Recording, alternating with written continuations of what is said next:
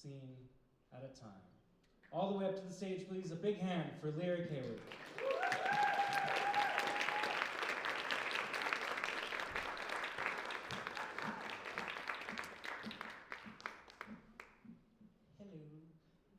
Before I begin, and there's a video that's going to play, I just want to say I have like a really bad vision impairment, and I'm not wearing my glasses because, well, makeup. So if I'm not looking at all of you, I'm so sorry. I wish I could. That being said, mine is very similar to Tone's, so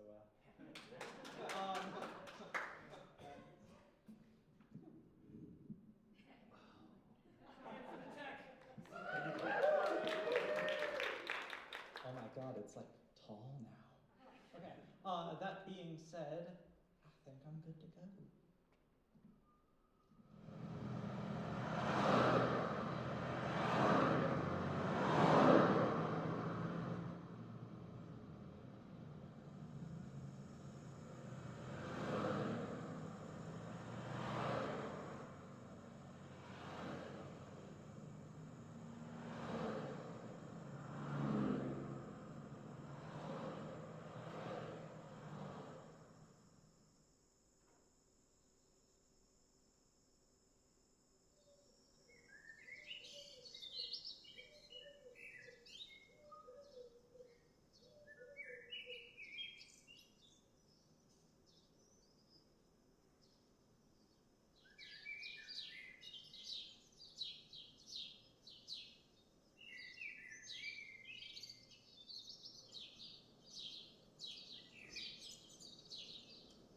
There's no place like home.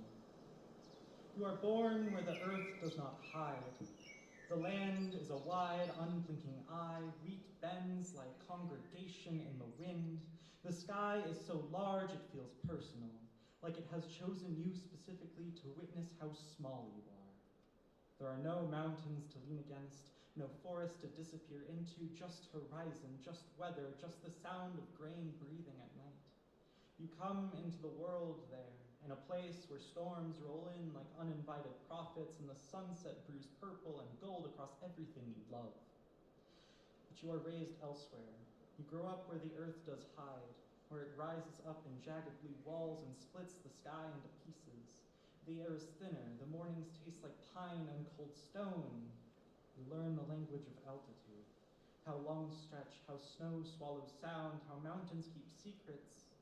Most of your memories are carved into switchbacks and foothills into suburban streets that sit in the shadow of something ancient and unmoving. This is where you become a person. And yet, every summer, every long break, you return to that first horizon. You stay with your grandparents in a house that hums with box fans and old stories. At night, you walk alone down flat roads and glow silver under the moon.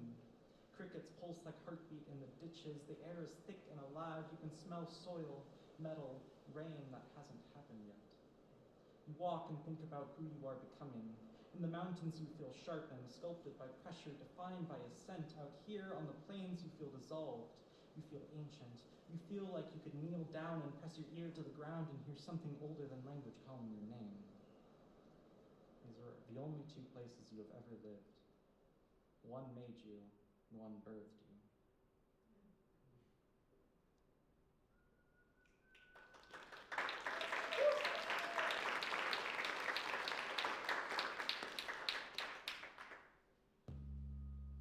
There once was a man born from the land, did not argue with the sky.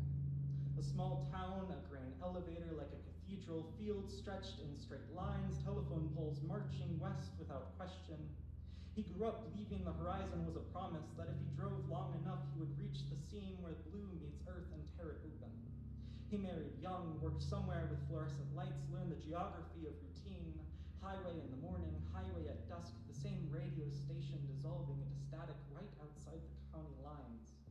He lived an ordinary life, which is to say he loved quietly. He disappointed himself quietly. He stood in the yard at night and felt something pressing against his ribs that he did not have a word for. Sometimes when the wheat went gold, he would pull over to a back road and step out of his truck. The fields would ripple like muscle. The wind would move through him with intention. He would swear the land was trying trying to say something. He would swear it was saying his name, but he always got back in, and he always drove home. And then he died. Not dramatically, not beautifully, just a body cooling in a place where the nearest landmark was a water tower shaped like a peach. He expected light or judgment or union. Instead, he opened his eyes to the same horizon, only now it has no edge. Walks them still. Countless interstates unspooling like gray ribbon. Back roads with gravel that crunches but leaves no imprint of his feet. Exit signs that promise towns he can see in the distance but never enter.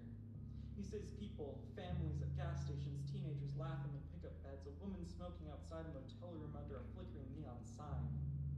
He stands inches away, he screams, he presses his hands through their shoulders, he cannot touch them. They cannot turn their heads. He is surrounded and unreachable. This is the secret the plains keep. This is purgatory, not fire, not punishment, just endless almost. The Midwest is where unfinished longing goes. It is where men who never said what they meant walk until their throats fill with dust.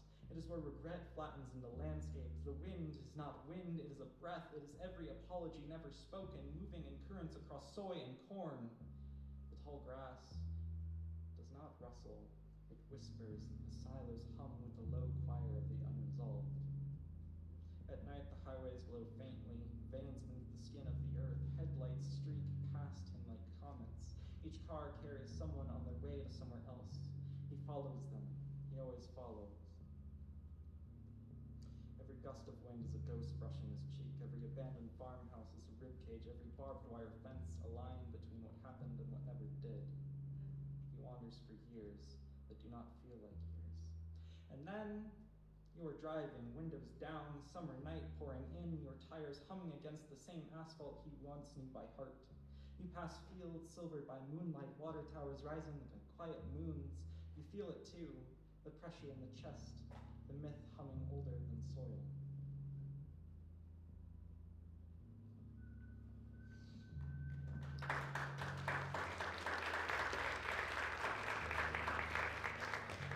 You lived there for 2 years. Long enough for the wind to memorize your name, long enough for the fields to begin recognizing the shape of your body pressed into them. You are 12 and you arrive, all elbows and quiet, all questions you do not yet know how to form. The house is small, not storybook small, but narrow hallways, low ceilings, siding that creaks when the weather shifts. It sits alone against the open like it is bracing itself, like it too is unsure whether it belongs. You lie in the fields behind it some evenings on your back, arms folded beneath your head. The grass scratches your wrist, the sky spills out endlessly above you, a blue so wide it feels almost watchful. You begin to understand that the prairie is not empty. It is alive, it is listening. This is when it happens, not all at once, not like lightning, more like thaw. You notice the way your heart tilts towards certain boys, the way your stomach drops when one of them laughs, the way sunlight on a shoulder can feel like revelation. You do not have language for it yet, only heat, only the sense that you are standing at the edge of something enormous. At school, everyone speaks of sin like weather, inevitable, dangerous, waiting to roll in if you are not vigilant. The building smells like glass cleaner and old wood. There is a cross in most rooms, heavy as a verdict. Voices rise around you, hymns braided tight into certainty. You stand among them and you feel like a secret. You are told what a man is. You are told what a boy will become. You are told love has edges, rules, a narrow corridor you must walk. But in the fields, there are no corridors, only horizon. You lie there and press your palm to your chest, feeling something restless move beneath bone. You know you are not what they are describing, not fully, not cleanly. Do not know yet why. Sorry, I have so much, but I'm running out of time. You're doing great. You leave the flatlands for altitude. You build yourself where the earth rises, where mountains break the sky into sharp blue fragments. You learn to breathe thinner air. You learn that reinvention is easier when you are already climbing. This is where you say it, not out loud at first, but in mirrors and notebooks in the quiet between heartbeats. You are not their son. You are not the shape they handed you. You are a girl standing in the base of her own becoming. The mountains do not argue. They have seen stranger transformations, stone into sand, snow into river, pressure into diamond. And then you go back to that flat horizon, back to the water towers, the grain silos, back to towns where Main Street closes early. The air feels heavier now, like it remembers you differently, like it insists on an older version of your body. You walk past the same gas station, the same diner, the same flickering sign. I fucking hate this town. Not because of the fields, but because of the wind that still feels holy. At dinner, your step-grandfather laughs too loud. He gestures at you with his fork and says, "You're getting real feminine. You need to put some more weight and muscle." The words land like stones. Everyone keeps eating. You swallow yourself. You drown yourself in politeness and silence and careful posture. You've learned how to disappear in plain sight. You walk the back roads alone. Fields on either side is black and endless. The prairie wind pressures against the sky like it wants to. Where is the sun?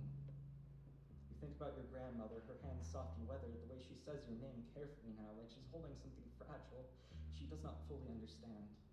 You're afraid of losing her, afraid that you becoming will look to her like a disappearance, but you are so tired of drowning. Back in the mountains, you begin hormone replacement therapy, like a secret sunrise, small pills, small changes, a softening, a blooming beneath the skin. Your body, once a house with locked rooms, starts opening windows. You have not gone back since. She has visited, looked at you with searching eyes, wondering who you truly are. She even wants to know. The Midwest still hums in your blood, the water towers, the grain silos, glowing at sunlight, but you are not its purgatory anymore. You are not unfinished. The prairie was never empty. It was a waiting room for dead men on highways, for 12-year-olds in still grass, for girls swallowing themselves at dinner tables. Purgatory is not a place. It is the space between the name they give you and the bones that are whispering. The ghosts are not only the almost lies, they are former versions of you walking 2 steps behind, shedding like husks in the wind. Oh, it's over. Okay, I still have more. Okay, I just have 3 more seconds. And maybe God was never in the steeple. Maybe she was the wind all along, unfixed, unbodied, moving through wheat and mountains the same. Maybe divinity is transition, snow becoming river, field becoming sky, you becoming you. The Midwest taught you how to haunt yourself.